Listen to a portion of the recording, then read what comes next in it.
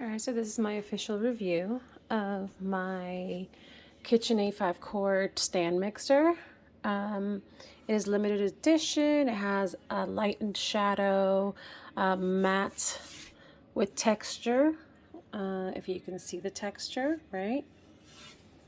And it comes with these heavy duty, pieces. So we have the flat beater and the dough hook, and then the beater that is basically to whip. And they're pretty like heavy in size, and you could really see the heftiness. Like you really do, like you could really hear the heaviness. It's not really flimsy. So overall, it comes with a ceramic bowl, which is the reason why I bought it, which is the studded matte black ceramic bowl, right? Which I love. Unfortunately, in about 10 months' time, the motor kind of started acting funky, and I had to use my warranty to get a replacement, and I finally just got it back about a month later, a month and a half later, and almost in a very similar color, which is why I chose it, because I didn't want to interrupt my aesthetics. As you can see, I have a lot of neutral colors in my kitchen. And basically, this is light and shadow with the texture, right?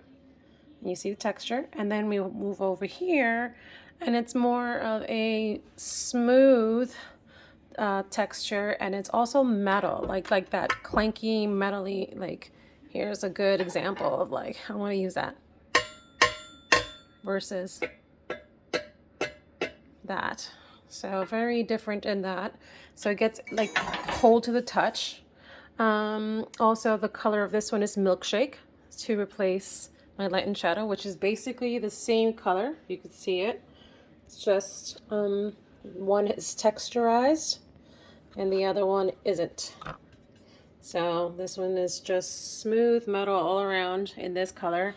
Downside, the replacement, it comes with the same exact pieces, but you can see it's not all metal, and also it's very flimsy. Even when I put it down, you could see the difference between the heavy dutiness of it. Now, if I bought a $600 machine, and then I'm getting replaced with a more downgraded version of it for $3.99, which I'm not paying, but it's still a downgraded version of it. Like, that isn't really fair to replace. I mean, obviously, I'm not giving back the good ones, compared to the flimsy ones. Even the hook itself is also another little flimsy thing. It's just not. That's not gonna do it for the dough bread. Like this is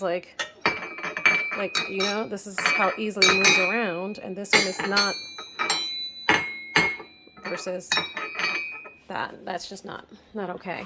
And then also, of course, since I discontinued the ceramic studded black matte bowl, I ended up getting the only thing they could give me with this mixer, which is the typical stainless steel with a handle 5-quart mixer bowl, which I too can also return with the original one that I got.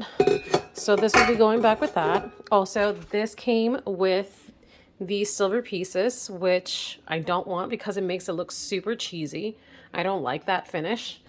So I took that one and I put it on this one because I want the black to stand out. As you can see, this one says limited edition and it has the little black knobs. I couldn't obviously switch out the knobs to the black like I would like to keep that aesthetic, but I'll just have to figure something else out to kind of keep that same look. The only difference is that, hopefully this one doesn't crap out after 11 months. But the good thing about the warranty is that even the replacement has a 1-year warranty as well. So let's just say 10 months from now, it craps out.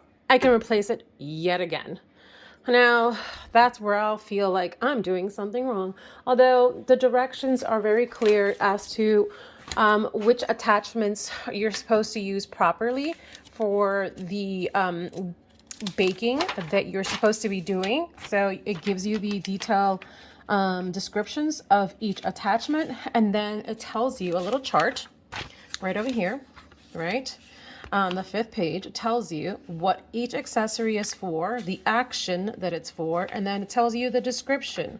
So basically just follow these instructions properly. Like the dough hook, use the number 2, which is generally what I have been using, and I don't get to use it very often, which is why it's so frustrating to already replace something that, that it's said to potentially last me 10 to 20 years. I mean, these stand mixers are supposed to last you if you're not abusing them, in which I don't. There's only 2 people that live in my 3-bedroom household, 4-bedroom household. So, I mean, I only bake whenever I have, gatherings, and I live upstate in the mountains, so I don't have many people that come over.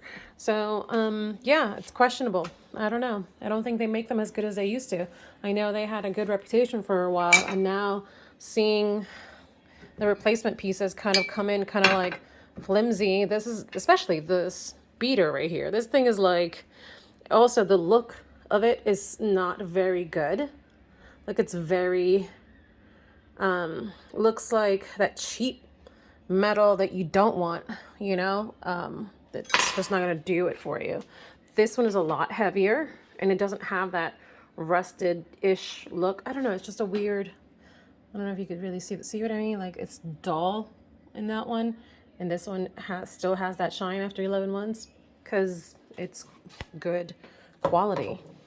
Maybe that's what the limited edition was for. You get limited edition, you get better products with everything else, except for maybe the motor. So if this gets refurbished and sold at some point somewhere, yeah, I would think twice.